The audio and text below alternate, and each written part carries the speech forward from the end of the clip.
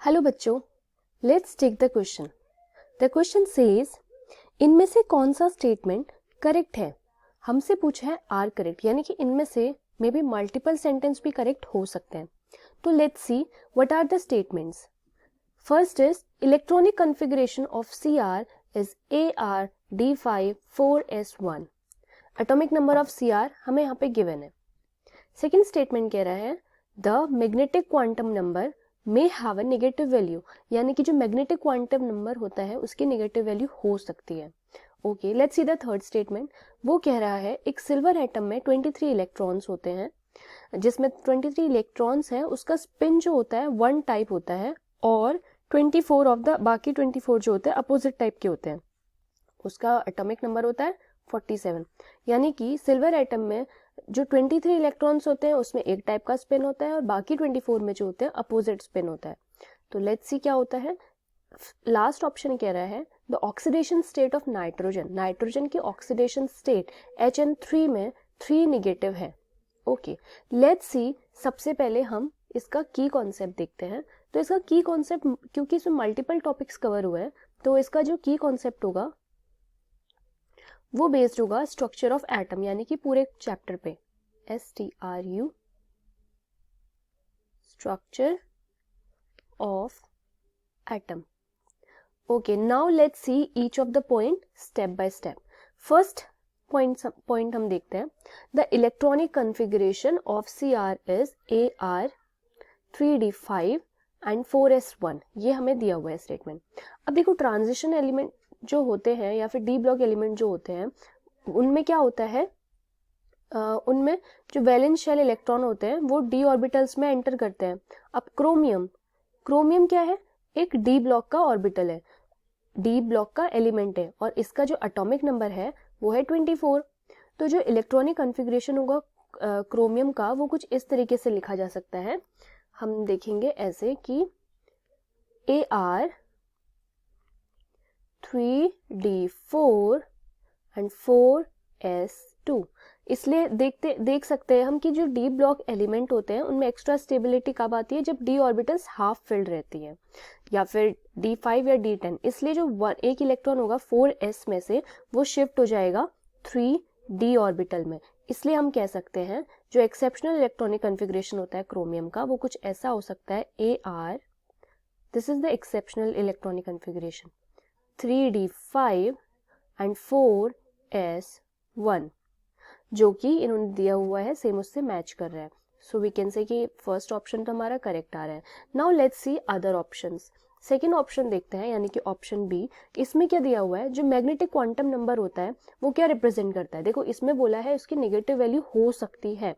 तो अब हमें क्या पता है कि मैग्नेटिक क्वांटम नंबर रिप्रेजेंट क्या करता है, वो टोटल नंबर ऑफ ऑर्बिटल दिखाता है और उनका जो ओरिएंटेशन होता है स्पेस में वो दिखाता है। अब इसको हम किस टर्म से दिखाते हैं, ML के टर्म से। और जो मैग्नेटिक क्वांटम नंबर होता है वो किस पे डिपेंड करता है, एजीमुथल क्वांटम नंबर पे, दैट इज -L से +L की वैल्यू में। इसलिए हम कह सकते हैं कि L की वैल्यू जो होती है it can be negative, M की value it can be negative और can be positive, can be both positive and negative. तो दैट्स वाई हम कह सकते हैं कि yes, this statement that magnetic quantum number may be negative, may have a negative value is correct. Okay, तो second statement भी हमारा correct निकल रहा है। देन थर्ड स्टेटमेंट देखते हैं। अब हमें पता है कि हर ऑर्बिटल जो होती है उसमें 2 इलेक्ट्रॉन्स होते हैं। यहाँ पे क्वेश्चन है कि जो सिल्वर एटम है उसमें 23 इलेक्ट्रॉन का स्पिन अलग होगा और 24 का अलग होगा। ये हमें क्वेश्चन कह रहा था। हमें एक चीज़ पता है कि हर ऑर्बिटल जो होती है 2 इलेक्ट्रॉन्स को अकोमोडेट करती है। अब ये जो इलेक्ट्रॉन होते हैं इनकी अपोजिट स्पिन होती है, और अगर हर इलेक्ट्रॉन की अपवर्ड स्पिन होगी एंड अदर इलेक्ट्रॉन की डाउनवर्ड स्पिन होगी, तो अगर किसी का एटॉमिक नंबर 47 है, जैसे कि यहाँ पे सिल्वर का एटॉमिक नंबर अगर 47 है, तो हम कह सकते हैं कि टोटल 47 इलेक्ट्रॉन्स होंगे। और 47 इलेक्ट्रॉन्स में से अगर हर ऑर्बिटल में 2 इलेक्ट्रॉन आ रहे हैं, 2 इलेक्ट्रॉन इन ईच ऑर्बिटल आ रहे हैं, तो क्या होगा कि 23 ऑर्बिटल्स में 46 इलेक्ट्रॉन्स आ जाएंगे। 46 electron in 23 orbitals, is it? Okay अब हर इलेक्ट्रॉन की जैसे मैंने बोला कि अपोजिट और निगेटिव स्पिन होती है, तो फिर एक इलेक्ट्रॉन ऐसा बचेगा सिल्वर एटम में जो कि 24th ऑर्बिट में प्लेस्ड होगा, क्योंकि 23 ऑर्बिटल्स ने 26 ऑक्यूपाई करे हैं, तो जो 47th वाला है वो अलग नेक्स्ट वाले में आ जाएगा। तो इसलिए हम कह सकते हैं कि yes this is true in silver atom 23 electrons have a spin of one type and 24 have of opposite type, क्योंकि एटॉमिक नंबर जो है इसका ऑड नंबर में यानी कि 47 है। Now let's see the last statement. तो लास्ट स्टेटमेंट हमारे पास क्या कह रहा है, that is the fourth one. Last statement हमसे कह रहा है जो ऑक्सीडेशन स्टेट है एटम की वो कैसे हम डिफाइन करते हैं, पहले बताना पड़ेगा। वो ऑक्सीडेशन स्टेट हम डिफाइन करते हैं charge on the atom of an element, element के एटम का जो चार्ज होता है, एटम्स चार्ज। अब ऑक्सीडेशन नंबर क्या हो गया, मतलब इलेक्ट्रॉन गेन हो रहा है या फिर लॉस हो रहा है किसी स्पीशीज से, तो वही हो गया गेन या फिर लॉस होगा न्यूट्रल स्टेट में। तो जो सम होता है ऑक्सीडेशन स्टेट का एटम का मॉलिक्यूल का वो इक्वल टू 0 होता है। HN3 में हम देखते हैं, HN3 में 3 ऑफ नाइट्रोजन है, oxidation state of nitrogen, plus hydrogen का कितना है, एक एटम है तो 1 इंटू हाइड्रोजन, 1 इंटू हाइड्रोजन। अब हमें पता है कि टोटल सम कितना होना चाहिए, 0 होना चाहिए, तो 0 is equal to 3 into oxidation state of N plus 1। Therefore oxidation state of nitrogen will be given by, hydrogen का तो वैल्यू 1 ही होता है, तो हमें नाइट्रोजन क्योंकि आइडेंटिफाई करना है तो फिर नाइट्रोजन की वैल्यू हम लिखेंगे नहीं, तो नाइट्रोजन इज इक्वल टू -1/3। तो अभी हमें दिख रहा है कि बाकी स्टेटमेंट्स तो हमारे सब फॉलो कर रहे हैं, लेकिन ये वाला जो स्टेटमेंट है ये इस वाले स्टेटमेंट के साथ मैच नहीं कर रहा है, यानी कि यहाँ -1/3 की वैल्यू दिखा रहा है और इन्होंने क्वेश्चन में पूछा है कि -3 की वैल्यू आनी चाहिए।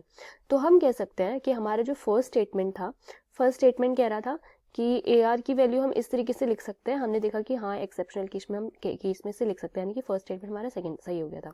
फिर फर्स्ट सही हो गया था, फिर हमने सेकंड स्टेटमेंट देखा, तो सेकंड स्टेटमेंट में क्या बोल रहा था, मैग्नेटिक क्वांटम नंबर जो हो सकता है नेगेटिव भी हो सकता है, येस हो सकता है क्योंकि -L से पॉजिटिव L पे होता है, तो येस ये नेगेटिव भी हो सकता है।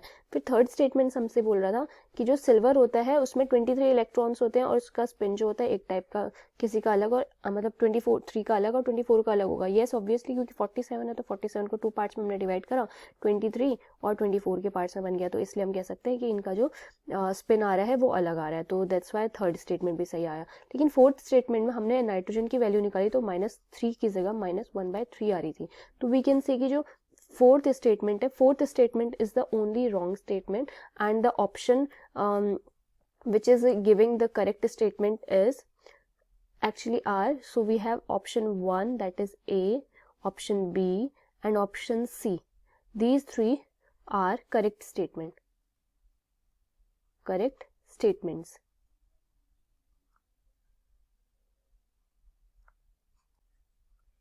I hope you understood. Thank you students.